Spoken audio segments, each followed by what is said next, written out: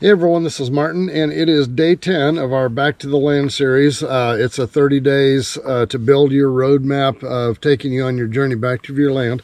And before we get started, I want to hit a couple of things. First of all, it's a 30-day series, so there's a lot of videos that's coming out. Make sure to hit the subscribe button and the notification bell. Click the notifications to all. That way you'll get them all as they come out. And that's the first thing. The second thing is once we got started on this, we decided to kind of stop, put together a companion book to go along with it to help kind of fill in gaps and give you a place to scribble notes and things like that.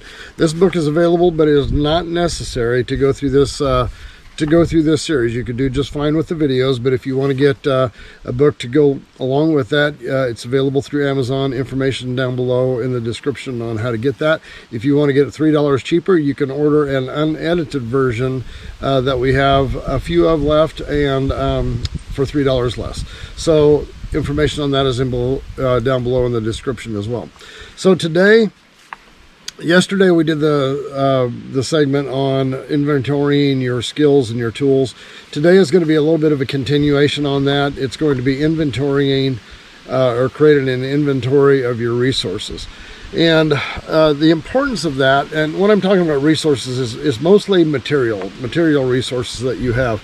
Now that can include things like, we've covered, the idea of canning supplies and things like that. If you're, going to start increasing your food preservation skills or abilities, so it may include things like that.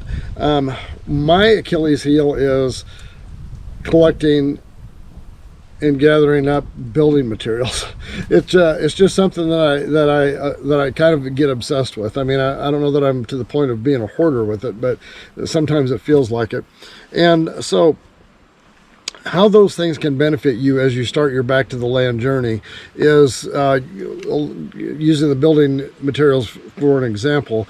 When I was much younger, probably in my 20s or something like that, I couldn't see any way of ever building a house for myself, and doing kind of the traditional approach of, planning it all out and then just building in one big phase. So what I started doing is I started collecting building materials, and I figured someday I'm going to have enough building materials that I'll be able to go ahead and just build a house. And so for years I've collected things like plumbing supplies and electrical supplies and light fixtures and doors and windows, and I just kind of intend to accumulate that kind of stuff. And because that was my goal at one time, is to accumulate building materials before I built a house, so I could actually afford to build a house.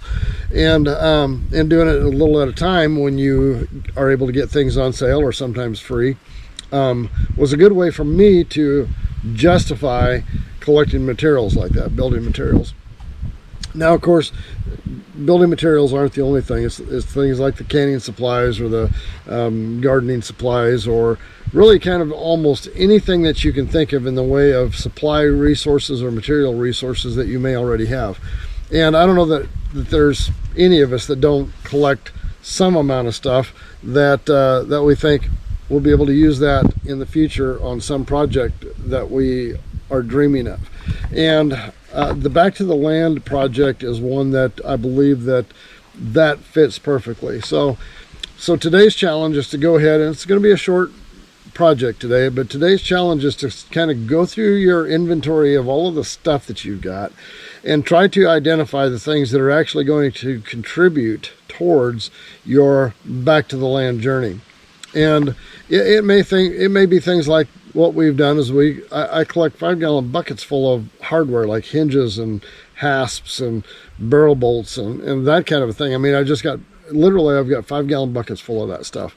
And most of that started from actually purchasing the hardware section of a hardware store that was going out of business one time back in my 20s. And here I am in my 60s now, and I still have 5-gallon buckets full of that stuff. And I know what you're saying. Some of you are saying, get rid of it. But there's not a week that goes by that I don't dig into that bucket still after all these years and find things, material things and resources that I got clear back then that I still use today. So go through and inventory the usable materials and resources that you have that will contribute towards your back to the land journey as you begin to make that journey. Things that don't contribute to that may be good candidates for a yard sale. And you can take that money and convert it into things that you can use, or you're back to the land, your land purchase fund. Anyway, short one today. Hit the subscribe button and the notification bell, and we'll see you tomorrow. If you've enjoyed this video, give it a like and a share, and don't forget to hit the subscribe button down below and the notification bell. See you next time.